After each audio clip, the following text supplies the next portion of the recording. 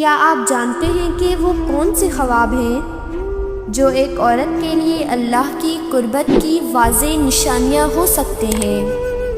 حضرت علی رضی اللہ تعالیٰ عنہ نے فرمایا، اگر کوئی عورت یہ 5 نشانیاں خواب میں دیکھے تو سمجھ لے کہ وہ اللہ کے بہت قریب ہے اور اللہ اس کو بہت پسند کرتا ہے اور اس کا ہر عمل قبول کرتا ہے۔ بسم اللہ الرحمن الرحیم۔ دنیا میں ہر انسان کی خواہش ہوتی ہے کہ وہ اللہ تعالیٰ کے قریب ہو اور اس کی محبت و رحمت حاصل کرے۔ خاص طور پر عورت کی فطرت میں روحانیت اور پاکیزگی کے لیے ایک خاص لگاؤ موجود ہوتا ہے۔ اللہ تعالیٰ مختلف طریقوں سے اپنے بندوں کو اپنے قریب آنے کا اشارہ دیتے ہیں، اور ان میں سے ایک اہم ذریعہ خواب ہے۔ خواب انسان کی روحانی کیفیت کا آئینہ ہوتے ہیں اور بعض اوقات یہ اللہ تعالیٰ کے خاص پیغام کا ذریعہ بھی بنتے ہیں۔ اگر ایک عورت اپنے خواب میں ایسی نشانیاں دیکھتی ہے تو اسے اللہ کی رضا کی طرف اشارہ دے، تو یہ نہ صرف اس کی روحانی ترقی کا مظہر ہوتا ہے بلکہ اس بات کا بھی پیغام ہوتا ہے کہ اللہ تعالیٰ اسے اپنے خاص بندوں میں شامل کرنا چاہتا ہے۔ پہلا خواب یہ ہے کہ عورت اپنے خواب میں قرآن پاک یا کسی اور الہامی کتاب کو دیکھتی ہے یا اسے تلاوت کرتے ہوئے محسوس کرتی ہے۔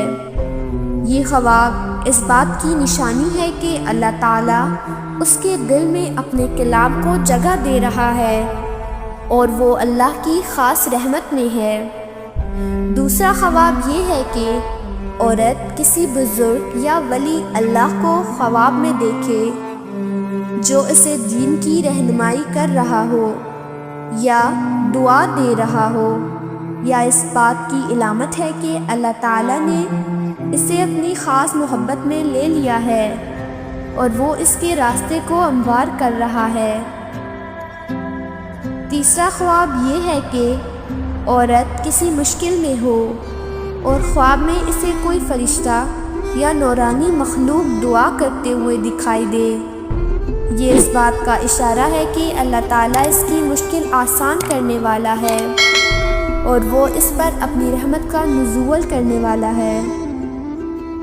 چوتھا خواب یہ ہو سکتا ہے کہ عورت خواب میں نبی کریم صلی اللہ علیہ وآلہ وسلم کی زیارت کرے یا ان کے پیغام کو محسوس کرے۔ یہ خواب ایک عظیم روحانی انعام ہے اور اس بات کی گواہی دیتا ہے کہ اللہ تعالیٰ نے اس عورت کو اپنی خاص محبت اور قربت کے لیے چن لیا ہے۔